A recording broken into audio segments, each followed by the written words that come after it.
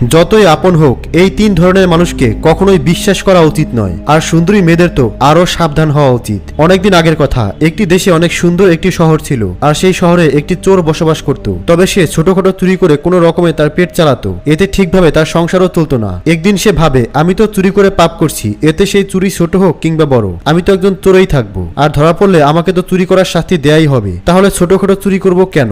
এখন আর ছোটখাটো চুরি নয়, বরং অনেক বড় দান মারতে হবে, যেন সারা জীবন পায়ের উপর পা তুলে খেতে পারি। এটি ভাবতে ভাবতে সে রাজার খাজনা চুরি করার সিদ্ধান্ত নেয়। গভীর রাতে সে তার পরিকল্পনা অনুযায়ী ধীরে ধীরে রাজার খাজনা পর্যন্ত পৌঁছে যায়, কিন্তু সে দেখতে পায় সেখানে অনেকগুলো পাহারাদার রয়েছে। এত পাহারাদার দেখে চোর ভাবতে থাকে, এদের চোখে ধুলা দেওয়া সহজ হবে না। এখানে অনেক পাহারাদার একত্রে পাহারা দিচ্ছে, তাই এখানে চুরি করতে গেলে আমি ধরা পড়ে যাব, আর রাজা আমার গর্দান নেবে। তাই সে সেখান থেকে চলে যাওয়ার সিদ্ধান্ত নেয়। কিন্তু আবার সে ভাবে, একবারে খালি হাতে না গিয়ে সামান্য কিছু নিয়েই যাই, না হলে পুরো কষ্টটাই বৃথা হয়ে যাবে। তখন সে ভাবে, আমি বরং রাজা যেই ঘরে ঘুমায় সেখানে চুরি করতে যাই, কেননা এই সময় হয়তো রাজা তার জামা কাপড় এক পাশে রেখে রানীকে নিয়েই ঘুমাচ্ছে, আর এই সুযোগে আমি রাজা রানীর সমস্ত গয়না চুরি করব, আর রাজার পোশাক এবং গয়না পরে এমন ভাবে পালাবো যে পাহারাদাররা আমাকে দেখে বুঝতেই পারবেন না আমি চোর নাকি মহারাজ। আমি খুব সহজে এখান থেকে পালিয়ে যেতে পারবো, আমার কাজ একেবারে সহজ হয়ে যাবে। এই ভেবে সে রাজার ঘরের দিকে এগিয়ে যায়, কিন্তু পর্দা সরিয়ে রাজার ঘরে ঢুকে সে এমন কিছু দেখে যা দেখে সে একেবারেই চমকে যায়। কেননা সে দেখতে পায় রাজা তার রাজ পোশাক সেরে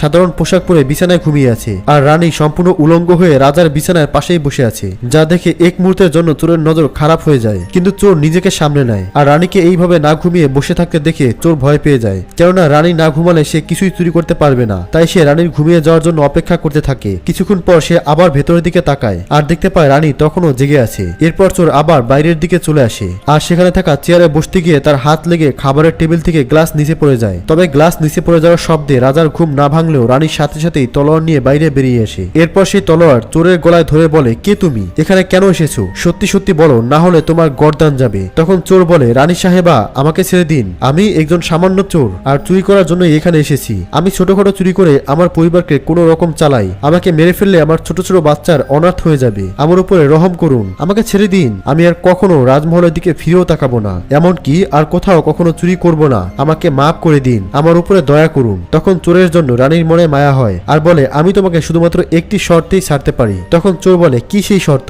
তখন রানী বলে, আমার সাথে রাত কাটাতে হবে, আর এই রাতে আমাকে সেই সমস্ত সুখ দিতে হবে যা আমি কখনোই পাইনি। এত আদর করতে হবে যেন এই রাত আমার কাছে স্মরণীয় হয়ে থাকে, না হলে এখনই এক কোপে তোমার শরীর থেকে মাথা আলাদা করে ফেলবো। রানীর এমন অদ্ভুত শর্ত শুনে চোর একেবারেই ঘাবড়ে যায়, আর বলে, রানী সাহেবা, আপনি এসব কি বলছেন? আমি তো একজন সামান্য চোর, আর আপনি এই বিশাল মহাশলের রানী, আমার তো কোনো যোগ্যতাই নেই আপনার সাথে এমন কিছু করার, এটা চিন্তা করাও পাপ। তখন রানী বলে, আমি কিছুই শুনতে চাই না, তুমি যদি তোমার জীবন বাঁচাতে চাও তবে আমি যা বলছি তাই করতে হবে, না হলে মৃত্যুর জন্য তৈরি হয়ে যাও। এটি শুনে ভয়ে চোরের গলা শুকিয়ে যায়। চোর ভাবতে থাকে, আজকে আমি অনেক বড় বিপদে পড়ে গেছি, কেননা এখন যদি আমি রানীর কথা না শুনি তাহলেও আমাকে মরতে হবে, আর যদি শুনি তাহলেও মরতে হবে, কেননা সেক্ষেত্রে রানী হয়তো প্রমাণ ধ্বংস করার জন্য নিজেই আমাকে মেরে ফেলবে। তাই চোর অনেক চিন্তায় পড়ে যায়, আর এক পর্যায়ে চোর কোনো উপায় না পেয়ে রানীর সাথে রাত কাটাতে রাজি হয়, আর বলে, আমি আপনার সাথে রাত কাটাতে রাজি আছি, কিন্তু আমাকে 5 মিনিট সময় দিন। তখন রানী বলে, ঠিক আছে, তোমার কাছে 5 মিনিট সময় আছে। এরপর চোর ধীরে ধীরে কক্ষের দরজার সামনে যায়, এবং এক পর্যায়ে দৌড়ে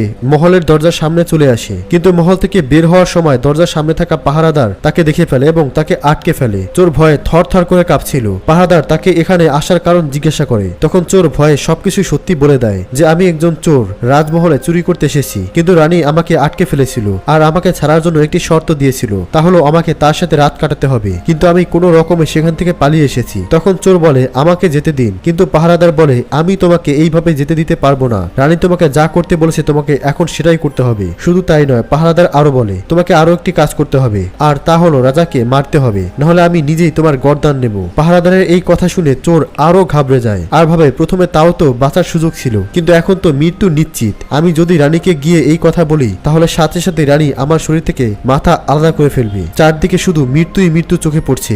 বাধ্য হয়ে চোর রানীর কাছে আসে, আর বলে, আমি আপনার সাথে রাত কাটাতে রাজি আছি, কিন্তু এর মধ্যে কোনোভাবে যদি রাজার ঘুম ভাঙে তাহলে না আপনি বাঁচতে পারবেন না আমি। তবে রাজাকে কে মেরেছে তা যদি তুমি জানতে চাও তাহলে শহরের বাইরে একটি জঙ্গল আছে, সেখানে চলে যাও, সেখানে একজন বুড়ি থাকে, সে এই রহস্যের সমাধান দিতে পারবে, তুমি সেখানেই তোমার সব প্রশ্নের উত্তর পাবে। এরপর পাহারাদার সেই জঙ্গলে চলে যায়, আর বুড়িকে খুঁজে বের করে। এরপর বুড়ি পা ধরে বলে, আমাদের রাজ্যের রাজাকে কে একজন খুবই ভয়ঙ্কর ভাবে মেরে ফেলেছে, কিন্তু কে আর কিভাবে মেরেছে আমি সেই রহস্য জানতে চাই। তখন বুড়ি বলে, তুই যদি এই রহস্য জানতে চাস তাহলে তোকে একটি কাজ করতে হবে। তখন পাহারাদার বলে, আমাকে কি করতে হবে আপনি বলুন, আমাকে এই রহস্য জানতেই হবে। তখন বুড়ি বলে, আমার ঝুপড়ির হাবিরে একটি ছাগল বাঁধা অবস্থায় রয়েছে, তুই তোর তলোয়ার দিয়ে তার মাথা কেটে ফেলবি, তবে এক নিঃশ্বাসে এক কোপে কাটতে হবে। মাথা কাটার সাথে সাথে তার শরীর মাটিতে লুটিয়ে পড়বে আর তার মাথা হাওয়ায় ভাসতে থাকবে। তখন তুই সেই ছাগলের কান ধরে ঝুলে পড়বি আর ছাগলের মাথা তোকে সেখানে নিয়ে যাবে, সেখানে তুই তোর রহস্যের উত্তর পেয়ে যাবি। এরপর পাহারাদার ছাগলের মাথা কেটে ফেলে, মাথা কাটতেই মাথা হাওয়ায় উঠতে থাকে, সাথে সাথেই পাহারাদার ছাগলের কান ধরে সেও ওই মাথার সাথে উঠতে থাকে। ছাগলের মাথা তাকে একটি ভয়ঙ্কর জায়গায় নিয়ে যায়। সেখানে নেমে পাহারাদার ভাবে, এখানে তো কেউ নেই,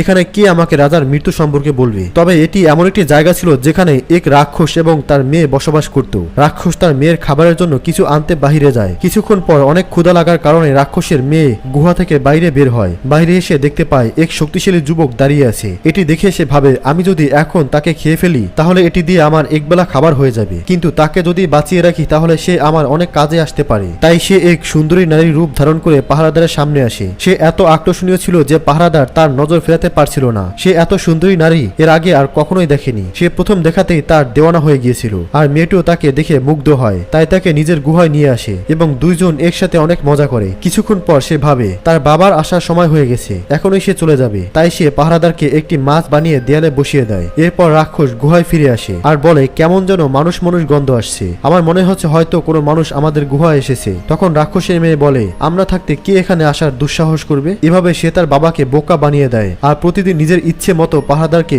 মাছি থেকে মানুষ বানিয়ে তার সাথে মজা মাস্তি করে। তারা নিজের ইচ্ছে মতো যৌন মিলন করে। কিন্তু এভাবে অনেকদিন কেটে যায়। তখন পাহারাদার তার স্ত্রী সন্তানদেরকে মিস করতে থাকে। সে প্রতিদিন সেখান থেকে বের হওয়ার চেষ্টা করে কিন্তু পারে না। তবে এক রাতে সে এই গুহা থেকে পালানোর সুযোগ পায় আর সেই সুযোগে সে পালিয়ে বাড়িতে ফিরে যায়। কিন্তু কিছুদিন পর পাহারাদার রাক্ষসের সেই মেয়েকে মিস করতে থাকে। দিন রাত সেই সুন্দরী নারীর রূপ তাকে পাগল করে দিচ্ছিল। কোনোভাবেই কোনো কিছুই তার মন বসছিল না। যেভাবেই হোক মেয়ের সাথে তার আবার দেখা করতেই হবে, কিন্তু আমি সেখানে কিভাবে যাব? আর আগের বার তো সেই বুড়ি আমাকে এখানে যেতে সাহায্য করছিল আর আমি তো সেখান থেকে পালিয়ে এসেছি। এখন তো আমি রাস্তাও চিনি না, তাহলে আমি কিভাবে সেই সুন্দরীর কাছে যাব? তখন সে ভাবে, তাহলে আমি আবার সেই বুড়ির কাছেই যাই। এরপর সে বুড়ির কাছে যায় আর বলে, আমাকে আরেকবার সেখানে পৌঁছে দাও যেখানে আগে পাঠিয়েছিলে। এখন আর তার মাথায় রাজার মৃত্যুর রহস্য জানার আগ্রহ একেবারেই নেই। সে সব ভুলে গেছে। এখন তার মাথায় শুধু সেই সুন্দরীর প্রতি আকর্ষণ, তাকে আবার পাবার কামবাসনা। তখন বুড়ি বলে, আগে তো তোমার কাছে একটি ছাগল ছিল যাকে মেরে তার কান ধরে তুমি সেখানে গিয়েছিলে, কিন্তু এখন তো আমার কাছে আর কোনো ছাগল নেই। এখন আমি কিভাবে তোমাকে সেখানে পাঠাবো? তখন পাহারাদার বলে, যেভাবেই হোক আমাকে সেখানে পাঠান।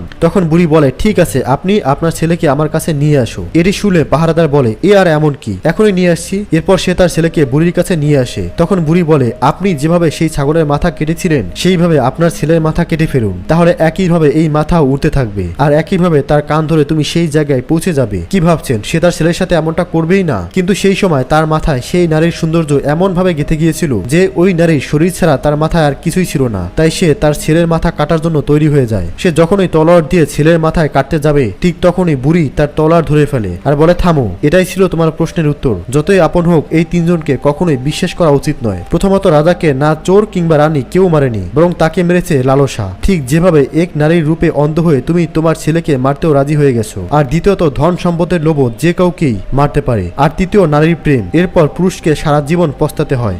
প্রিয় দর্শক, আপনি কি এই ধরনের ভিডিও পছন্দ করেন? তাহলে কমেন্টসে লিখুন নেক্সট পার্ট। ধন্যবাদ।